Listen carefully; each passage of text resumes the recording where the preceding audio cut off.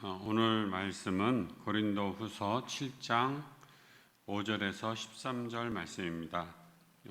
한 절씩 교독하고 13절은 같이 읽도록 하겠습니다. 우리가 마게도냐에 이르렀을 때에도 우리의 육체가 편안하지 못하였고 사방으로 환난을 당하여 밖으로는 다투며 안으로는 두려움이었노라.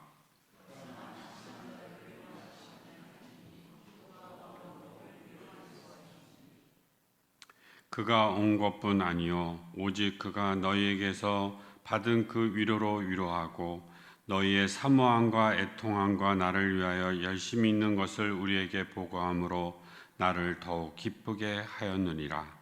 그러므로 내가 편지로 너희를 근심하게 한 것을 후회하였으나 지금은 후회하지 아니함은 그 편지가 너희로 잠시만 근심하게 한 줄 압니다. 내가 지금 기뻐함은 너희로 근심하게 한 까닭이 아니요 도리어 너희가 근심함으로 회개함에 이른 까닭이라.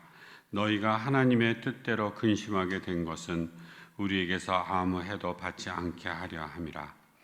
하나님의 뜻대로 하는 근심은 회할 것이 없는 구원에 이르게 하는 회개를 이루는 것이요 세상 근심은 사망을 이루는 것이니라. 보라, 하나님의 뜻대로 하게 된 이 근심이 너희로 얼마나 간절하게 하며 얼마나 변증하게 하며 얼마나 분하게 하며 얼마나 두렵게 하며 얼마나 사모하게 하며 얼마나 열심히 있게 하며 얼마나 벌하게 하였는가. 너희가 그 일에 대하여 일체 너희 자신의 깨끗함을 나타내었느니라. 그런즉 내가 너희에게 쓴 것을 그 불의로 행할 자를 위로한 것이 아니요 그 불의를 당한 자를 위한 것도 아니요 오직 우리를 위한 너희의 간절함이 하나님 앞에서 너희에게 나타나게 하려 함이니라. 이로 말미암아 우리가 위로를 받았고 우리가 받은 위로 위에 디도의 기쁨으로 우리가 더욱 많이 기뻐함은 그의 마음이 너희 무리로 말미암아 안심함을 얻었음이라.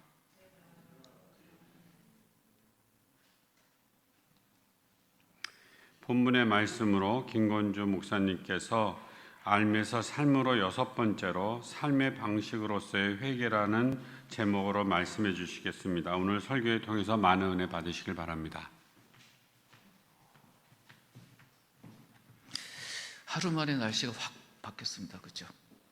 세상 참 희한합니다. 어제하고 오늘 공기가 다르죠. 네. 어제하고 오늘인데 이렇게 다를 수 있습니다. 세상이. 예, 그게 세상입니다. 오늘 그 예배 준비하면서 이건 집사님이 요즘 소리가 달라요 그러시더라고요. 네, 그래서 다를 수밖에 없다고. 그 소리라는 거 우리가 공기를 통해서 듣잖아요. 어제하고 오늘 공기 밀도가 달라서 아마 들리는 게 상당히 다르게 들릴 겁니다. 서로에게 하루 만에 큰 변화가 있는 이 계절 가운데서 서로에게 축복하셨으면 좋겠습니다. 이렇게 이야기하셨으면 좋겠어요. 가을 즐기십시오. 이렇게 이야기 좀 해주시겠어요?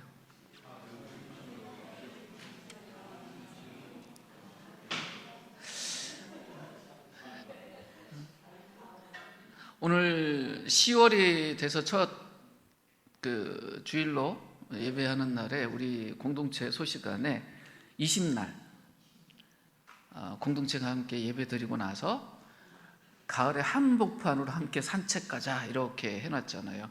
이런 교회 보셨어요? 왜 이것이 중요하냐면 사람들이 생각만 바꾸면 삶이 바뀌는 것처럼 생각하는 한계에 서면 그래 가을인데 가을 한복판으로 같이 걸어 들어가면 좋지 생각만 해요. 그런데 한 분이 아예 그럴 것 같으면 갑시다 라고 제안한 분이 있었고 교회 공동체 리더들이 그러면 갑시다 라고 이야기를 하시고 그리고 그걸 결정을 하고 교회에 알리고 그걸 날짜를 잡고 움직여요. 이게 진짜예요. 그래서 교회가 공식적으로 그날 우리에게 굉장히 중요한 소그룹이 있잖아요. 다락방을 쉬고 산책을 가겠다? 다른 사람들이 보면 저 사람들은 소그룹으로 그렇게 가볍게 여기나라고 오해할 텐데 그건 뭘 모르는 소리예요. 정말 중요하게 여기는 게 있으면 그걸 몸으로 옮기는 게 중요합니다. 오늘 주제가 삶의 방식으로서의 회개예요. 회개란 말은 기독교인만 사용하는 말이 아니죠. 세상 사람들 많이 사용하고 종교인이 아니더라도 사용하는 말인데, 이 회개라는 말에 대한 이해들이 사람마다 다르고 문화마다 다르고 종교마다 다르고 각자 다 달리 생각해요. 그러니까 유명한 말, 그러니까 익숙한 말일수록 사람마다 이것을 잘 안다고 생각하다 보니 어떤 오류가 생기냐면 성경이 이야기하는 거하고는 거리가 먼데도 알고 있다고 생각해요. 그래서 이런 주제를 설교하는 게 굉장히 힘듭니다. 왜냐하면 두 가지 이유 때문에요. 나 이미 알고 있는데 라는 생각 때문에, 아니면 굳이 이걸 왜 이야기하려고 해? 듣다가 본인하고 생각이 다른 부분이 생기면 어떨까요?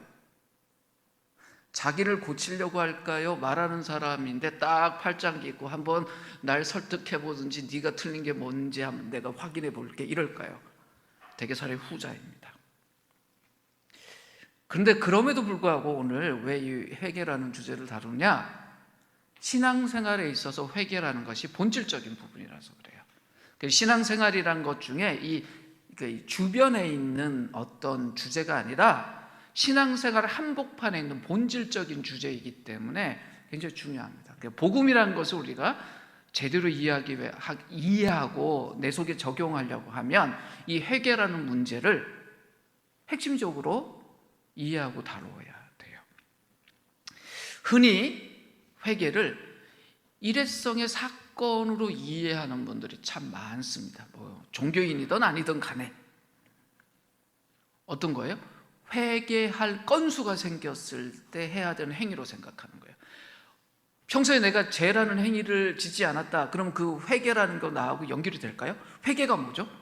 회개란 말 뜻이 뭡니까? 어떻게 생각하세요? 어떻게 생각하고 계셨어요? 회개라는 말, 죄를 누이치고 돌이킨다는 말이거든요. 그럼 내가 죄된 행위를 안 했으면 회개라는 것이 나하고 연결될까요? 연결되지 않을까요? 연결 안 되는 거잖아요. 자, 한 주만 생각해 보세요. 저를 좀 봐주세요. 지난 주일을 빼먹고 월요일부터 토요일까지만 생각하세요. 반드시 회개해야 될 일을 하셨습니까? 표정 바꾸지 마세요. 그런 건수가 있는 분은요, 오늘 말씀 들을 때 이거 나 때문에 한 이야기인가 생각하실 텐데, 아무리 월요일부터 토요일까지 찾아봐도 나 그렇게 회개할 만한 일이 없는데 굳이 왜 이 주제일까, 이렇게 반응할 수 있어요. 잘 생각해 보세요. 월요일부터 토요일까지 내 삶을 돌아보시고 내가 회개할 만한 일을 한 게 있나 한번 돌아보세요. 왜 이런 이야기를 드리냐면, 평소에 우리가 생각하는 이런 저런 틀 때문에 성경이 우리에게 말하는 회개라는 것에 대한 이런저런 오해가 생기기 때문에 그렇습니다. 성경은요, 회개를 일시적인 사건이라고 가르치지 않아요. 삶의 방식이라고 가르쳐요. 오늘은 제목만 정확하게 기억하고 이해하셔도 됩니다. 분명히 이례적인 사건으로서 우리 삶 속에 회개라는 행위가 이루어질 때가 있어요. 어떨 때 그렇습니까? 명백해가 내 무슨 죄를 지었던 걸 확인하고 이 죄를 돌이켜야 한다, 그럼 내가 그걸 인정하고 돌이키는 구체적인 행위를 할 때가 있지요. 그때 나는 회개해야 된다, 회개했다라고 말을 합니다. 그리고 누군가 구체적으로 잘못된 행동을 했을 때 고쳐라 라고 우리가 주문할 때 있지요. 그런 이례적인 사건으로서 회개가 존재합니다. 그 회개일까요, 아닐까요? 회개입니다. 근데 성경은 그렇게 눈에 띄는 명확하게 사건으로 보이는 것만 요청하는 것이 아니라 우리가 지속적으로 회개라는 삶의 방식으로 살아야 한다라고 이야기를 해요. 믿는 사람을 신자라고 부르잖아요. 근데 신자가 믿음 생활을 하는데 중요한 두 기둥이 있는데 그것이 믿음과 회개예요. 마가복음에서, 그러니까 우리가 복음서 4개를 갖고 있죠. 그런데 그 중에 마가복음이 네 복음서 중에 가장 먼저 쓰였다라고 대개들 이야기를 해요. 근데 이 마가복음에서 예수님이 가장 최초로 하신 명령이 뭔지를 혹시 기억하십니까? 그러니까 마태, 누가, 요한 빼고요, 마가복음에서 예수님이 말씀하신 구체적인 명령 중에 가장 먼저 기록하고 있는 말씀이 뭔지 혹시 기억하십니까? 마가복음 1장 15절에 구체적인 명령을 하나 하세요. 뭐라고 이야기하시냐면 때가 찼고 하나님 나라가 가까웠으니 회개하고 복음을 믿어라 라고 이야기를 하셨어요. 복음을 믿어라, 이것이 예수님이 우리에게 이야기하신 마가복음에는 가장 먼저 기록된 말씀인데, 이 명령은 두 개의 명령이 하나로 연결되어 있어요. 무엇과 무엇요? 회개하라, 복음을 믿어라. 그러니까 믿어라라는 말과 회개하라는 말이 하나로 묶여 있어요. 그죠? 근데 여쭤볼게요. 믿는 거 이례적인 사건입니까? 계속 믿는 지속적인 과정입니까? 지속적인 거죠. 우리가 한번 믿고 나면 끝이에요? 아니요. 계속 믿어야 되잖아요. 그럼 회개, 지금 믿음하고 연결되는 회개는 한 번 통과하는 과정일까요? 지속적인 걸까요? 지속적인 거예요. 예수님이 처음 말할 때부터 회개하고 믿음을 묶어서 이야기하셨어요. 그럼 참된 회개는 어디로 연결될까요? 믿는 걸로 연결돼요. 그러면 우리가 예수님을 정말 잘 믿는다, 그러면 이 참된 믿음은 또 뭘로 연결될까요? 회개로 연결돼요. 믿고 그 믿음 속에서 자신의 잘못됨을 깨달으면 고치고, 또 고치고 나서는 다시 어때요? 주님을 더 단단하게 믿고. 그래서 참된 믿음과 참된 회개는 함께 묶여 있으면서 서로가 서로에게 영향을 주면서 우리를 점점 하나님을 믿는 사람, 그러니까 믿는 대상인 하나님을 점점 더 닮아가는 하나님 자녀답게 성장시키는 두 개의 중요한 기둥이에요. 내가 하나님 닮고 싶다 그러면 내가 닮아갈 그 대상을 점점 더 믿어야죠. 내가 저 아버지처럼, 내 부모처럼 살면 내가 잘 살 수 있겠구나. 그런데 그렇게 그 부모 하나님 따라가다 보니 내 부족한 게 있어요. 그럼 어떻게 해야 돼요? 자꾸 인정해야죠. 나 고쳐야 되겠습니다. 그 믿음 좋은 사람은 회개할 거리가 없는 사람이 아니라 어떤 사람이에요? 삶의 방식으로 계속 회개하는 사람이에요. 죄가 많은 사람이라서 그럴까요? 아니에요. 하나님을 닮아가서 그래요.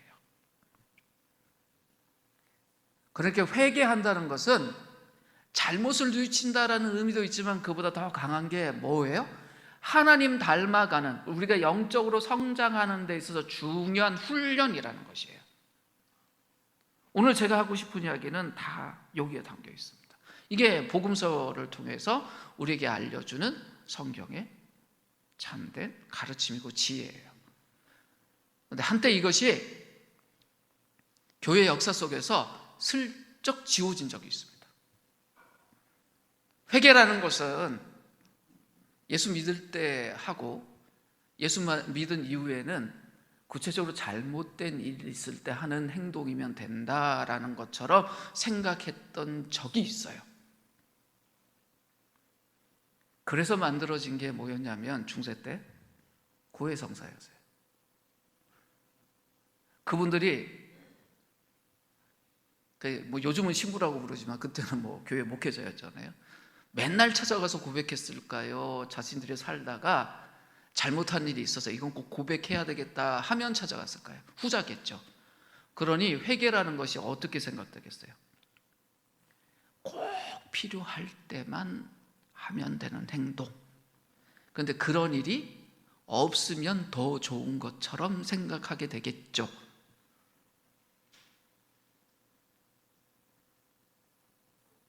그런 일들 속에서 이거 아니구나라고 깨달은 사람이 있습니다. 그 사람이 종교개혁자 마르틴 루터였어요. 우리가 잘 알잖아요. 마르틴 루터가 95개 저 반박문을 딱 붙였다고. 근데 그 1조가 뭔지 아십니까? 같이 읽을까요? 읽겠습니다. 시작. 우리의 주님이자 주인이신 예수 그리스도께서 회개하라 명령하셨을 때 이는 신자의 전생애가 회개하는 삶이어야 함을 말씀하신 것이다. 95구에 저 딱 반박문 붙인 1조가 뭐였냐면, 주님이 회개하라고 말씀하신 건 우리의 전체 삶이 회개하는 삶이어야 된다는 의미였는데 왜 이렇게 안 합니까? 라고 붙인 거예요. 우리가 캐톨릭이 문제 있다 그러면 가장 큰 게 뭐냐면 회개를 이렇게 생각하는 경향이에요. 그 경향이 우리에게 있나요? 없나요? 있어요. 회개는 언제만 한다고요? 어떤 큰 사건이 있을 때만 하는 것처럼 생각해요. 근데 이게 얼마나 오류냐? 오늘 아침에 일어나셔서 세수하셨어요? 안 하셨어요? 샤워하신 분? 손 들어보세요. 그 뭐 씻은 거 자랑할 만하지 뭐 숨길 일 아니잖아요. 근데 여러분 얼굴에 또 몸에 샤워하실 때 특별히 얼굴에 시커멓게 뭘 묻고 옆에 있는 사람들이 저 사람 냄새 난다 그 소리 할 때만 샤워하고 세수하시는 분 손 들어보세요. 그렇지 않잖아요. 아무리 봐도 깨끗한데 아침 되면 뭐 하죠? 세수해요. 정말 게으른 사람은 어떻게 할까요? 특별히 더러운 부분만 부분적으로 세수할 수 있죠. 이렇게 물 찍어서 이렇게 하면서 아우 나 깨끗하다. 그러고 나오신 분 오늘 아무도 안 계실 거예요. 주일이니까 특별히 평소보다 더 깨끗하게 씻고 오셨을 거예요. 여쭤볼게요. 토요일보다 오늘이 더 더러워서 오늘 깨끗하게 씻으셨습니까? 아니잖아요. 우리 몸도 우리가 매일 씻어요. 깨끗한 물 가지고. 왜 그렇습니까? 그게 삶의 방식이에요. 내 삶이 어떻게, 내 몸이 어떻기를 원해서, 깨끗하기를 원해서. 그래서 요즘 건강 관련된 뉴스에 보면요, 오히려 이런 말이 있더라고요. 매일 샤워하지 마라. 오히려 아마 현대인들이 매일 샤워하나 봐요. 매일 샤워하지 마라. 오히려 그게 피부 망치고 피부 건조하게 한다. 오히려 말려요. 그런데도 어때요? 아니 샤워하고 뭐 좀 바르면 되지 하고 매일 씻죠.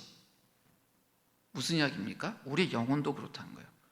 매일 회개의 물로 씻어야 하는 것이 그리스도인들의 삶의 방식이에요. 성경이 우리에게 이걸 가르치는데 세상을 뭘 가르쳐요? 더러울 때, 견디지 못할 만큼 냄새 날 때만 씻으면 돼 라고 가르치는 거예요. 그렇지 않다고요. 우리 선배들 중에 시편을 쓴 우리 구약의 선배들 중에 시편 139편의 23절, 24절에 보면 다윗이 이렇게 이야기를 합니다. 하나님이여 나를 살피사 내 마음을 아시며 나를 시험하사 내 뜻을 아옵소서. 내게 무슨 악한 행위가 있나 보시고 나를 영원한 길로 인도하소서라고 이야기를 해요. 가만히 보세요. 다윗이 무슨 죄 졌어요? 죄 짓지 않은 것 같아요. 이 뉘앙스가. 본인이 자기가 죄 졌는지 못 찾아요. 그죠? 그런데 하나님 보고 뭐라 그래요? 하나님 제 죄 졌는지 좀 찾아주세요라고 하죠. 분위기를 보시라고요. 이 기도의 분위기가. 제가 이런 구체적인 죄를 졌어요라고 말해요? 아니면 하나님 저를 좀 살펴주시고 이게 무슨 죄가 있는지 좀 확인해 주세요라고 말해요? 후자잖아요. 이게 믿음이라고요. 이게 신앙이라고요. 회개는 이런 겁니다. 구체적으로 내가 어떤 문제만 있어서 꺼내놓는 것 그것만이 아니라 내가 더 거룩해지고 더 성장하기 위해서 하나님 앞에 나아가는 거예요. 그리고 날 살펴주십시오 하는 거예요. 그러니까 회개를 피할 이유가 있어요? 피할 이유가 없어요. 근데 사람들이 회개라는 걸 참 부담스럽게 생각해요. 왜냐하면 회개하는 사람 하면 우리 속에 딱 뭐 생각해요? 죄진 놈 이런 생각을 하니까. 그러니까 회개합시다 라고 하면 좀 이상한 놈이야. 또 회개합시다 그러면 우리를 죄인으로 보나 이런 생각한단 말이에요. 초대교회는 안 그랬을까요? 그랬어요. 오늘 본문이 고린도 후서예요. 우리가 고린도 교회 딱 떠올리면 어떤 생각이 있습니까? 이미지가 있어요. 아유 정말 문제 많았던 교회. 그래서 바울 사도를 정말 힘들게 했던 교회. 그래서 우리가 나중에 천국 가서 딱 볼 때 고린도 출신이라고 하면 찌려볼 거 아니에요. 선배님들 어떻게 그렇게 살아서 바울사도 그렇게 괴롭히고 그렇게 사셨어요? 이렇게 쳐다볼 수도 있어요. 잘못된 겁니다. 바울사도가 고린도 교회 편지를 3번 보냅니다. 우리는 고린도 전서 후서 있으니까 2번 보낸 것 같은데 그 중간에 한 번의 편지를 더 보내요. 이 편지는 성경에 없잖아요. 그런데 이 중간에 있는 편지를 바울이 뭐라고 부르냐면 눈물의 편지라고. 고린도 전서를 먼저 보내고 두 번째 편지 보내고 그 다음에 보낸 편지가 고린도후서야. 근데 오늘 이야기 속에 보면 고린도후서 7장 10절에서 바울 사도가 두 가지 근심에 대한 이야기를 합니다. 한번 같이 읽어볼까요? 읽겠습니다. 하나님의 뜻대로 하는 근심은 죄를 뉘우치고 구원에 이르게 함으로 후회할 필요가 없습니다. 그러나 세상 근심은 죽음을 가져올 뿐입니다 라고 이야기를 해요. 두 종류 근심 이야기를 하죠. 하나님 뜻대로 하는 근심과 세상 근심이 있다. 하나님 뜻대로 하는 것이 뭐냐? 자기 자신에 대해서 슬픔을 느끼는 거예요. 자기 자신에 대해서 슬픔을 느낀다. 무슨 말이냐? 하나님이 우리의 가면을 확 벗겨버리니까 나의 어그러진 부분, 가면 밑에 있던 부족한 부분, 왜곡된 부분이 확 보이고 나니까 자기 존재에 대한 슬픔이 생기는 거예요. 시작이 어디에서 시작된 거예요? 하나님으로부터. 무슨 말입니까? 하나님 말씀 앞에 나를 비춰봤더니 내가 어떤 사람으로 보이기 시작하는 거예요. 문제 있는 사람이네. 고쳐야 될 게 있는 사람이네. 그 거울 앞에 서기 전까지는 아무 문제 없는 사람이라고 생각했으니 근심할 이유가 있었을까요? 없었을까요? 없었어요. 근데 그 거울 앞에 딱 비춰보니 뭐가 보여요? 고쳐야 될 게 쫙 보이네요. 근데 이 고칠 게 쉽게 고쳐지지 않을 것처럼 보이면 근심이 생길까요? 안 생길까요? 생겨요. 이것이 하나님 뜻대로 하는 근심이에요. 이 근심은 무엇으로부터 출발해요? 우리 자신에게서 출발하는 근심이 아니에요. 하나님으로부터 출발하는 근심이에요. 근데 이 근심은 우리가 어떻게 갖냐? 하나님이란 거울에 비춰볼 때만 가질 수 있어요. 세상 사람들이 이런 근심할 수 있을까요? 못해요. 왜? 하나님이란 거울이 그들에게 없어서 그래요. 하나님의 자녀가 된 자들도 그래요. 하나님의 말씀이란 거울에 비춰볼 때 하는 근심이에요. 근데 이 근심은 좋은 근심이라는 거예요. 이 근심이 어디에 이르게 한대요? 구원에 이르게 한대요. 무슨 말이에요? 그 문제로부터 해결되는 자리에 이르게 하는 것임이라는 거예요. 이 근심을 하면 어떻게 되는 겁니까? 좋아진다는 거예요. 변화된다는 거예요. 바울이 고린도 교인들이 이 근심을 하기 시작했다는 소식을 듣고 나서 기뻐했다고 이야기를 해요. 근심이란 건 좋은 거 아니잖아요. 근데 이 근심은 좋은 결과를 갖고 온다라고 이야기를 합니다. 하나님이 나에게 이런 기대를 갖고 있었는데 내가 그렇지 못했구나.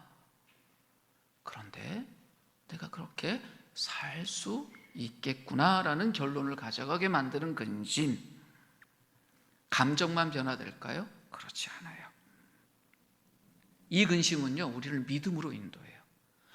내가 이렇게 살아야 되는데 이렇게 살지 못했어. 그런데 알고 보니 나도 몰랐고 내 주변 사람들은 몰라. 내가 하나님이란 거울에 비춰보니 이 모습을 봤는데 이거 정말 심각한 건데 아무도 모르네. 그런데 내가 이 문제를 통과할 수 있겠구나. 극복할 수 있겠구나. 하나님을 더 굳게 믿어야 되겠구나 라고 만드는 근심이 이 하나님의 뜻대로 하는 근심이에요. 근데 바울이 말하는 세상 근심이 어떤 거냐? 세상하고 비교해 보니까 내가 조금 딸리는데? 나 1등인 줄 알았는데 제가 1등 하는 거 보니까 나 2등이네? 나 이 면에서는 최고인 줄 알았는데 아니 3등이야? 이거 어떡해? 나 멀쩡한 줄 알았는데 옆집 사람하고 비교해 보니까 나 꼴등이래. 뭐 이런 거예요. 나는 정말 좋은 남편이라고 생각했는데 갑자기 한상열 장로님 같은 분들이 확 나타나갖고 시언 같고 이런 민폐 끼치는 그 남편 캐릭터들 많잖아요. 그런 분들 싹 돌아다니면 어때요? 저 같은 사람은 꼴등 남편이 아니라 마이너스 남편이 돼버리는 거예요. 그러면 세상 근심이 확 들어오는 거죠. 나 평균이라도 가야 되는데 어떻게? 답이 있어요? 없어요. 왜? 자기 본질이 그렇지 않으니까 제가 한 장로님 흉내 낸다고 따라갈 수 있을까요? 장로님은 권사님 조금만 사라지면 찾고 전화하고 막 문자하고 그러시거든요. 근데 제가 만약에 그 한 장로님을 좀 따라가기 위해서 저희 와이프인데 자꾸 그러면 딱 물을 거예요. 무슨 일 있어? 그럴 거예요. 세상 근심의 결론을 바울이 뭐라고 해요? 죽음이라고 그래요. 아무리 해봐야 그건 해결책이 없다는 뜻이에요. 그러니까 세상적으로 사는 사람들은 근심하는 것 자체가 후회나 변화를 주지 못하니 근심 자체가 별것 아니다, 그거 해봐야 소용없다고 생각한다는 거죠. 그런데 오늘 바울이 무슨 이야기를 합니까? 우리에겐 해야 될 근심이 있다. 후회할 것이 없는 구원에 이르게 하는 근심이 있다라고 강조를 해요. 이 하나님의 뜻대로 하는 근심을 뭐라고 말해요? 이걸 회개라고 부르는 거예요.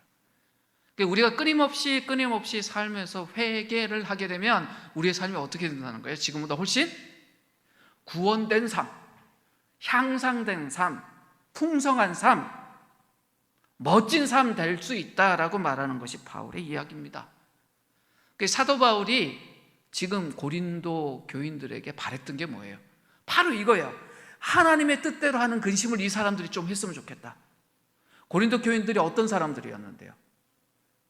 자존심이 굉장히 높은 사람들이었어요. 고린도 교회가 어떤 교회였습니까? 사역도 많이 하고 은사도 많은 교회였어요. 그 마음이 어땠을까요? 높았죠. 근데 그들 안에 무슨 문제가 있다는 지적을 받으면 이걸 받아들였을까요? 우리가 문제 있다니, 우리가 문제 있으면 세상 모두가 문제 있는 거지. 우리 교회만큼, 우리 교회 교인들만큼 은사 가지고 사역하고 좋은 결과 내는 사람이 있으면 나타나봐! 이런 이야기 할 수 있었잖아요. 근데 이들이 하나님의 뜻대로 하는 근심을 하기 시작했어요. 그러면 여쭤볼게요. 바울이 이들이 근심하는 게 목표였을까요? 그냥 표정이 어머 어떻게 하고 근심하는 게 목표였을까요? 아니에요. 왜 이 근심을 하는 걸 원했어요? 진짜 영적으로 성장하고 진짜 변화되기를 바랬기 때문입니다. 그 마음이 오늘 본문 7장 11절에 기록되어 있습니다. 세번역 버전으로 한번 읽을게요. 같이 읽겠습니다. 시작. 보십시오. 하나님의 뜻에 맞게 마음 아파함으로써 여러분에게 얼마나 많은 변화가 일어났습니까? 여러분이 나타낸 그 열정, 그 변호, 그 의분, 그 두려워하는 마음, 그 그리워하는 마음, 그 열정, 그 응징은 참으로 놀라운 것입니다. 여러분은 그 모든 일에 잘못이 없음을 보여주었습니다. 이미 삶의 열매로 드러나야 될 것들이 드러난 거예요. 어떤 거예요? 자신들 안에 있던 문제를 적극적으로 해결하기 위해서 마음도 변화되고 생각도 변화되고 행동도 변화돼서 문제 일으켰던 사람들하고 대면해서 그 문제를 풀고 문제를 일으켰던 사람들의 행동을 고치고 사과도 하고 관계도 회복하고 이런 일들이 벌써 벌어졌다라고 이야기를 해요. 이게 진짜 변화예요. 회개라는 것이 단지 우리 마음속에 있는 어떤 틀만 바뀌는 게 아니에요. 그거 바뀌는 것도 회개예요. 회개의 좋은 결과예요. 근데 그것이 결국에는 어디예요? 삶의 행동으로까지 영향을 미친다는 것을 강조합니다. 여쭤볼게요. 성경 안에서 회개를 가장 강하게 외친 메신저는 누구일까요? 예, 세례 요한이에요. 맞습니다. 근데 세례 요한이 이 회개에 대해서 이야기할 때 마태복음 3장 8절에 보면 이렇게 이야기를 합니다. 띄워주시겠어요? 회개에 합당한 열매를 맺어라. 회개 메신저 하면 세례 요한 이야기 하잖아요. 근데 그 세례 요한이 회개하라라고 한 것이 아니라 회개에 합당한 열매를 맺으라 라고 이야기를 했어요. 이게 뭐예요? 마음이 변했다면, 생각이 변했다면 행동이 변하는 것까지가 회개다라고 이야기를 한 겁니다. 왜 이런 이야기를 하냐? 아니 회개라는 것이 뭐 세상에서도 말하고 뭐 다 말하는 거면 다들 이렇게 생각하는 거 아닐까요? 라고 우리가 좀 단순하게 생각할 수 있는데 그렇지 않아요. 회개라는 게 좋은 거예요, 나쁜 거예요? 좋은 거잖아요. 그러니까 생각을 해보세요. 회개를 전혀 안 하는 A라는 사람이 있고 회개를 잘하는 B라는 사람이 있으면 누가 좋은 사람이에요? B라고 생각하잖아요. 그런데 우리에겐 C의 사람이 있어요. 회개를 하긴 하는데 점점 더 망가지는 사람이 있어요. 그런 사람이 있을까요? 없을까요? 없을 것 같죠? 있어요. 아까 누터 이야기를 했는데 이제는 그 종교개혁의 또 한 명 유명한 분이 있죠. 칼빈이라고. 깔뱅이라는 분, 그분이 원래 프랑스 사람이니까 원래 발음대로 깔뱅이라고 해야 되는데, 이분이요 인간의 본성에 대해서 뭐라고 말했냐면 우상공장이라고 그랬어요. 기독교 강요라는 중요한 글을 썼잖아요. 거기 보면 인간의 본성은 말하자면 영원한 우상공장이다. 이게 무슨 말인 줄 아세요? 있는 우상을 갖다 믿는 건 둘째치고 새로운 우상들을 자꾸 만든다는데, 이게 무슨 말이냐면 회개 좋은 겁니까 나쁜 겁니까? 좋은 거잖아요. 근데 이 회개를 뭘로 만들어 보는 줄 아세요? 우상으로 만들어 버려요. 회개라는 건 그 좋은 것을 자기 이기심을 채우는 도구로 만들어 버리면 그 회개가 뭐가 될까요? 우상이 되는 거예요. 그런 사람 없어요? 있어요. 뭐요? 나 회개했는데? 아무리 옆에서 봐도 이 사람 회개한 사람 같지 않아요, 삶이. 그런데 자기 뭐라 그래요? 나 회개했어. 그래서 영화도 나왔잖아요, 밀양. 자기가 회개했다는 거예요. 근데 그걸 누구를 향해서 회개한 거예요? 자기 혼자 회개한 거예요. 자기가 정말 가해를 해서 피해를 준 사람하고는 뭐 아무런 일도 없고 자기는 그냥 회개했대요. 이처럼 사람들이요, 우상공장이라 이 귀한 회개마저도 망쳐버리는 거예요. 인간이 어떤 존재냐? 거짓 회개 전문가예요. 회개는 해야 되는 걸 아는데 진짜 회개를 하기 싫으니 가짜 회개를 만들어놔서 그 가짜 회개하고 나는 회개했다라고 말해버리는 사람이에요. 사람들이 회개라는 단어를 되게 부정적으로 여깁니다. 그 단어하고 자기 연결되는 게 싫어요. 그런데 그런 일들이 있으면 진짜 회개를 하는 것이 아니라 가짜 회개를 해버린다는 겁니다. 보통 회개의 두 가지 방식이 존재합니다. 하나가 뭐냐면 일시적인, 이벤트적인 회개가 있고, 오늘 이야기하는 삶의 방식으로서의 회개가 있어요. 둘 다 회개는 회개예요. 왜? 죄를 인정하잖아요. 그리고 뉘우치겠다고 하고 돌이키겠다고 하니 둘 다 회개예요. 그러니까 부족해도 회개는 회개예요. 그 이벤트식 회개가 회개가 아닌 게 아니에요. 부족한 회개예요. 그런데 너무 많이 부족한 회개예요. 그럼 우리는 어떤 회개를 해야 될까요? 삶의 방식으로서 회개를 해야 되는데, 그러려면 이벤트식 회개의 약점을 알아야 돼요. 어떤 사건이 있거나 특별한 무엇이 있을 때예요. 부흥회, 수련회, 기억들이 있으실 겁니다. 예전에 수련회 참석하실 때 어느 날 정말 뜨겁게 눈물 흘리면서 회개하신 적이 있을 겁니다. 그거 회개였습니까? 아닙니까? 회개였습니다. 근데 그거 지금 30년, 20년 지났는데 유지되고 있어요? 유지가 안 돼요. 그게 문제예요. 그게 문제예요. 이것이 주로 외부적인 상황 때문에 생기는 회개이기 때문에 분명히 회개이긴 하나 내 중심을 바꾸지 못한다는 약점이 있어요. 그리고 그 순간에 굉장히 진지해요.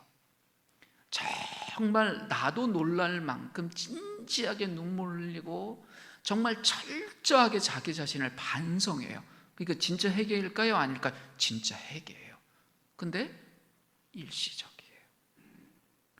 회개라는 걸 통해서 하나님과의 관계가 더 깊어지는 거잖아요. 그러니까 좋은 그런 경험을 하고 나면 하나님하고 훨씬 친해졌다는 걸 느껴요.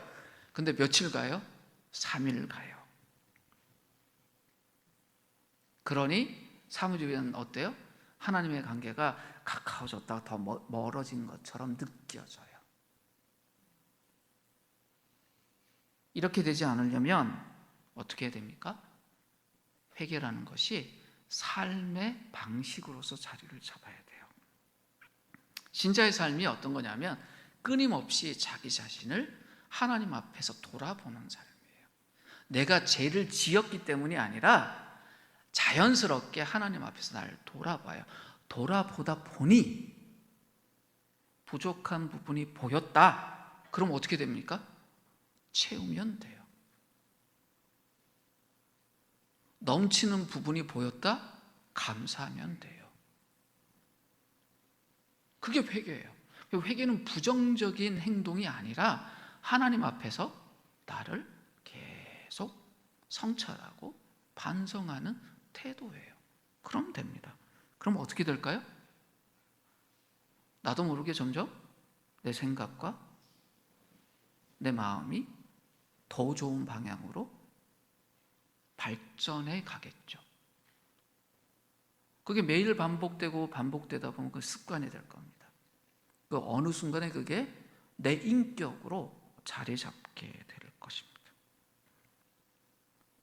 이런 것이 자리 잡으면요, 다른 사람들보다 죄에 대해서 민감해져요.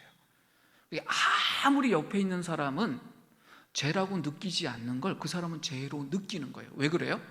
그 사람이 죄 지어서가 아니에요. 죄에 대한 감각이 저 거룩하신 하나님을 닮아가서 이 세상에서는 죄라고 느끼지 않는 부분까지도 민감하게 찾아내는 거예요. 내가 정말 그때 그 사람을 사랑한다고 해서 그 행동을 했는데 그 속에 보니 내가 이기적인 무엇이 있었구나. 그분이 이기적인 분이에요? 아니에요.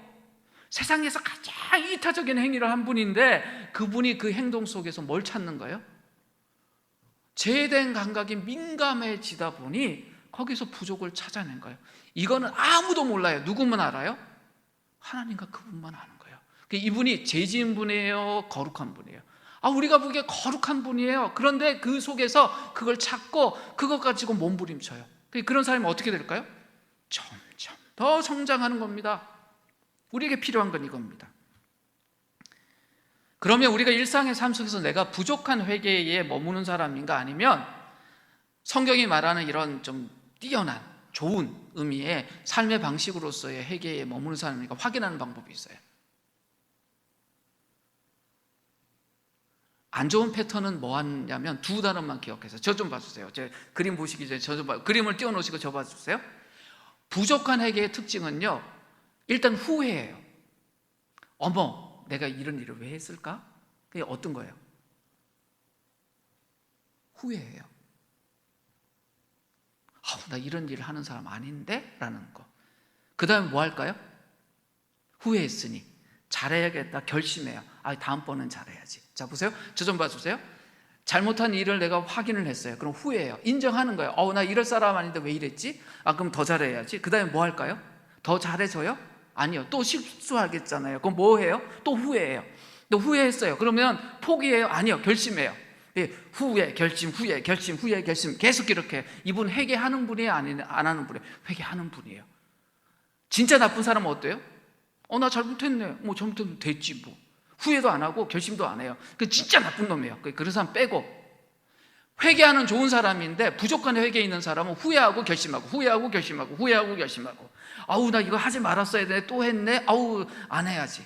계속 이 패턴에 있어요. 근데 이 패턴이 어떤 문제가 있냐면 마음의 이면에 두 가지 오류가 있어서 그래요. 첫 번째가 뭐냐?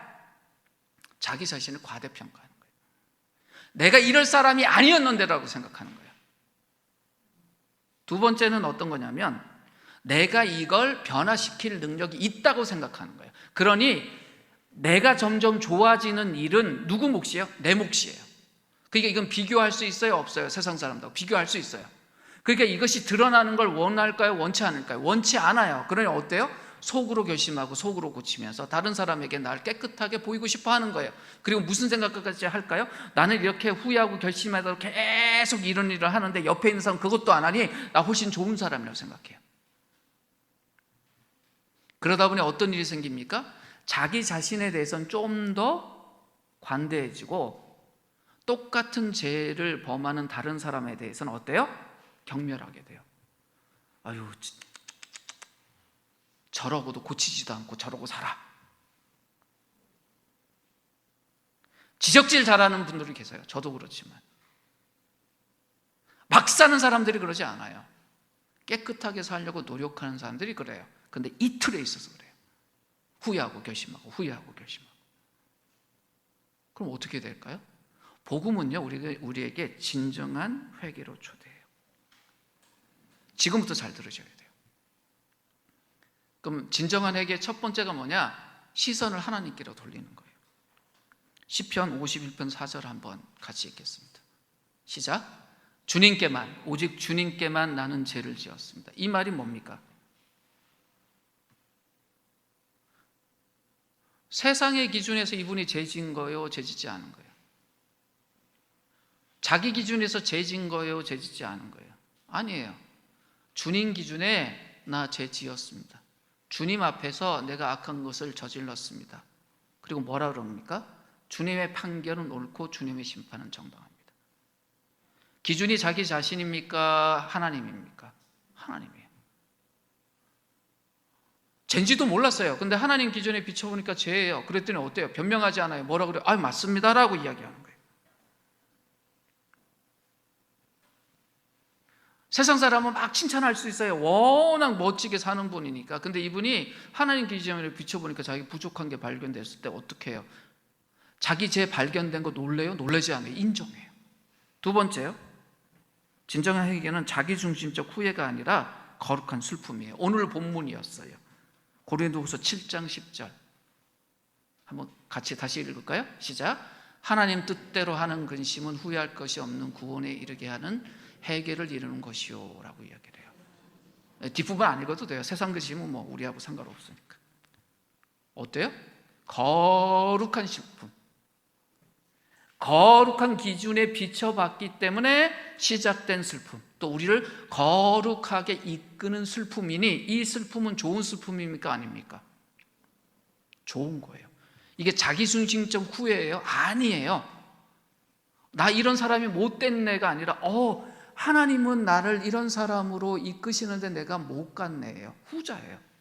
이 슬픔 가진 사람이 훨씬 더 나은 사람이에요. 세 번째는요, 이 진정한 회개는 외형적인 행동보다는 마음에 관심을 둡니다. 시편 51편 10절 말씀 같이 읽겠습니다. 시작. 하나님이여 내 속에 정한 마음을 창조하시고 내 안에 정직한 영을 새롭게 하십시오. 삶이 변해야 되는 다윗이 뭐라고 이야기해요? 하나님 내 마음을 새롭게 만들어 주십시오라고 해요. 마음이 눈에 보입니까? 보이지 않습니까? 보이지 않아요. 근데 보이지 않는 그 중심을 향해 있는 것이 진짜 회개예요. 마지막으로요, 사도행전 3장 19절 20절 말씀을 먼저 읽겠습니다. 시작.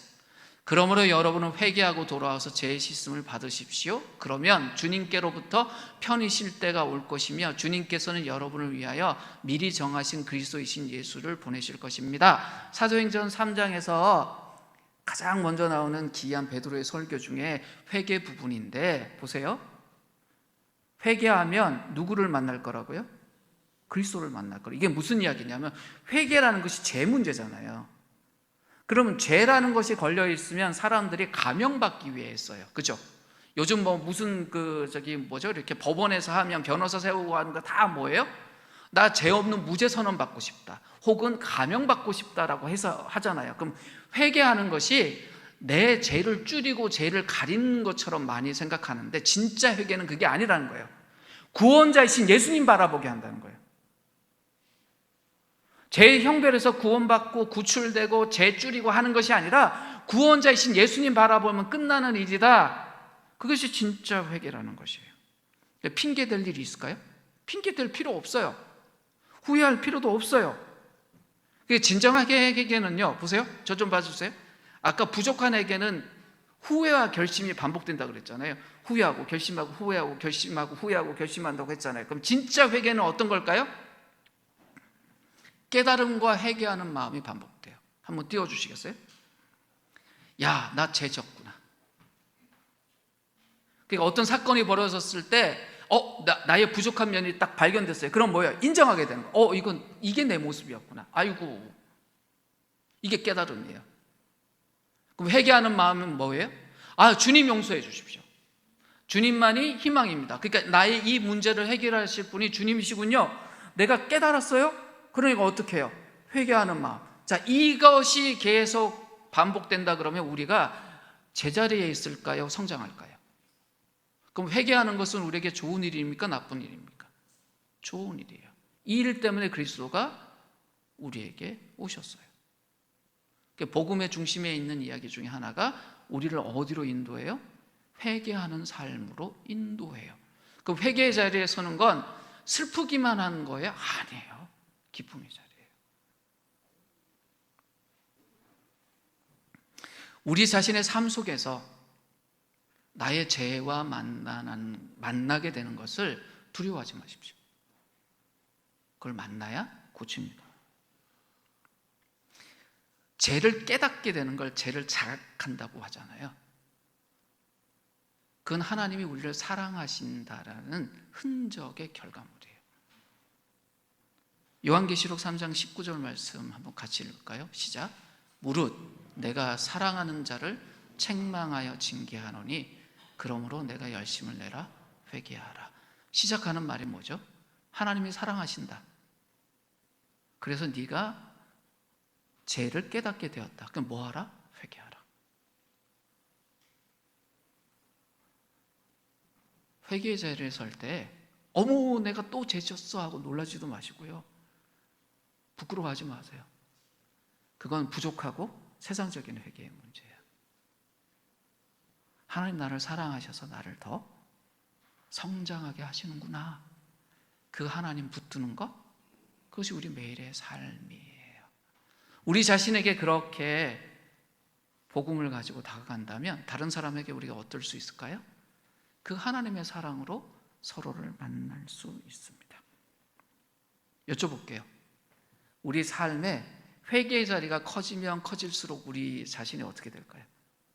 죄하고 가까워지겠습니까? 하나님의 거룩함하고 가까워지겠습니까? 회개하는 자리가 많아지면 죄 때문에 막 힘들어지는 어떤 틀 속으로 갇힐까요? 아니면 자유해질까요? 자유와 거룩함이 풍성한 삶, 그래서 가장 멋진 삶을 사는 우리들이었으면 좋겠습니다. 그 예수님 우리가 단단히 붙들고 매일의 삶 속에서 우리가 우리의 죄 문제를 만날 때마다 핑계하고 도망가는 것이 아니라 그 주님을 붙드는 우리였으면 좋겠습니다. 이 시간 잠시 함께 기도할 때 내가 내 자신을 새롭게 하고 성숙하는 일에 내 힘을 의지한 사람인가, 아니면 하나님의 힘에 이끌림 받은 사람인가 한번 생각하시면서 같이 기도했으면 좋겠어요. 그리고 우리 자신에게 이렇게 외쳤으면 좋겠습니다. 주님이 나를 사랑하신다. 나를 새롭게 하기를 원하신다. 그런 마음으로 이 시간 함께 기도하도록 하겠습니다. 기도하겠습니다.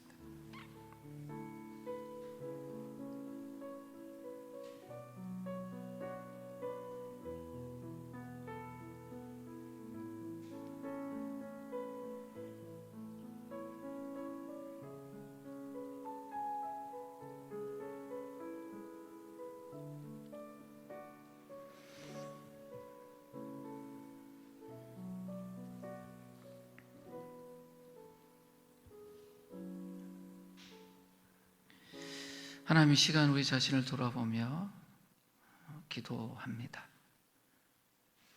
혹 우리가 우리 스스로 우리를 거룩하다, 괜찮다 증명하고 나타내기 위해서 그리스도의 십자가를 등지고 있지는 않았는지,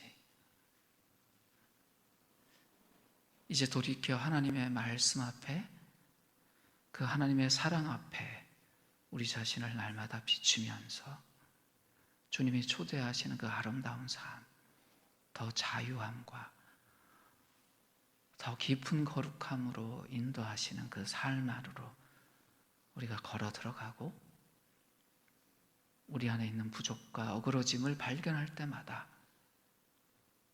슬퍼하지만 주님의 기쁨을 더욱 붙들고 주님과 동행하며 삶의 걸음을 걸어가는 하나님의 아들, 딸들로 살게 하여 주시옵소서.